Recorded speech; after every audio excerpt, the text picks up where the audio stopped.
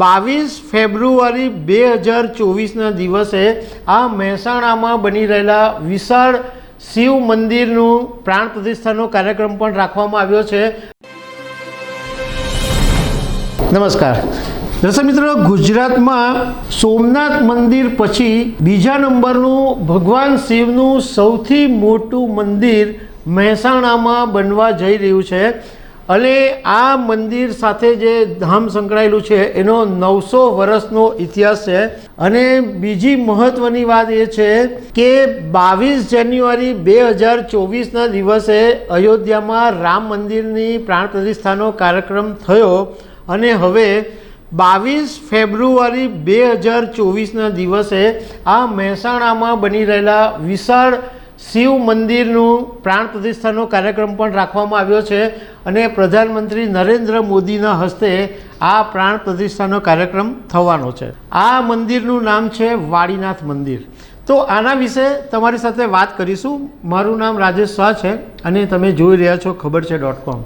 દર્શક મિત્રો, મહેસાણા જિલ્લાની અંદર વિસનગર તાલુકો આવેલો છે અને આ વિસનગર તાલુકાની અંદર એક તરબ ગામ છે। આ તરબ ગામની અંદર 2011માં વાડીનાથ મંદિરનું ભૂમિપૂજન કરવામાં આવ્યું હતું। હવે 22 ફેબ્રુઆરી 2024ના દિવસે ભવ્ય પ્રાણ પ્રતિષ્ઠા કાર્યક્રમ રાખવામાં આવ્યો છે અને પ્રધાનમંત્રી નરેન્દ્ર મોદીના હસ્તે પ્રાણ પ્રતિષ્ઠા થશે। આ પ્રસંગે કેન્દ્રીય ગૃહમંત્રી અમિત શાહ પણ આવવાના છે અને આ પ્રાણ પ્રતિષ્ઠામાં ચારેય શંકરાચાર્યો પણ હાજર રહેવાના છે।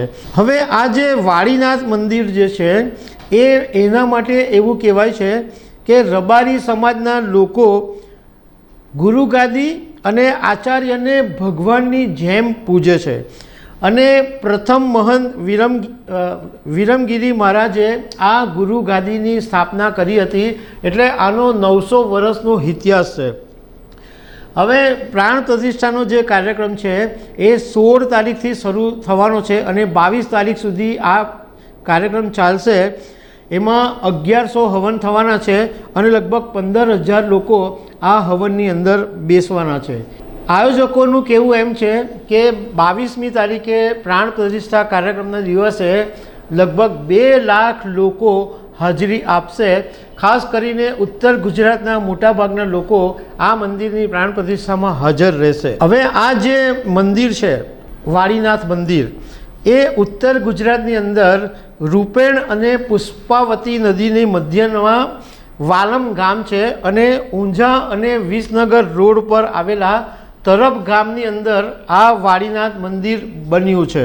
એવું કહેવાય છે કે આ વાડીનાથ મંદિર એટલે મહાદેવનું સ્વરૂપ એની અંદર મૂર્તિ તરીકે સ્થાપિત થયેલું છે અને 900 વર્ષ પહેલાં જમીનમાંથી વાડીનાથ ભગવાન ગણેશ અને મા ચામુંડાની મૂર્તિ મળી હોવાની એક લોકવાયકા છે। આ ગામના લોકો એવું કહે છે કે 900 વર્ષ પહેલાં જમીનમાંથી આ 3 પ્રાચીન મૂર્તિઓ મળી હતી।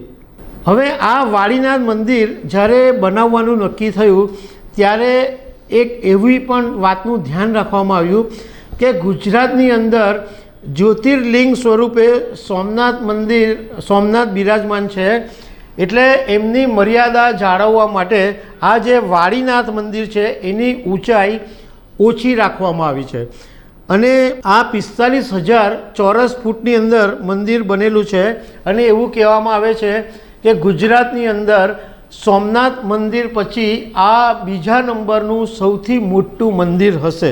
આયોજકોએ જાણકારી આપી છે કે અયોધ્યા રામ મંદિરના નિર્માણની અંદર જે પથ્થરોનો ઉપયોગ કરવામાં આવ્યો હતો એ જ પથ્થરોનો ઉપયોગ આ વાડીનાથ મંદિરમાં પણ કરવામાં આવ્યો છે।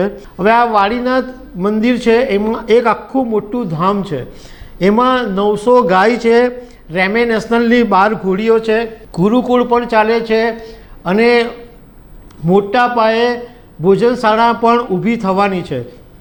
આ એક મોટું ધામ છે અને રબારીઓ માટે આ એક બહુ જ પુણ્યનું સ્થાન માનવામાં આવે છે। એટલે 22મી તારીખે જે પ્રાણ પ્રતિષ્ઠાનો કાર્યક્રમ થવાનો છે એના માટે આ રબારી સમાજના લોકો એકદમ ઉત્સાહમાં છે અને અત્યારે કામગીરી જોરમાં ચાલી રહી છે। તો દર્શક મિત્રો, આવી અનેક વાતો સાથે અમે તમને મળતા રહીશું। Thank you very much.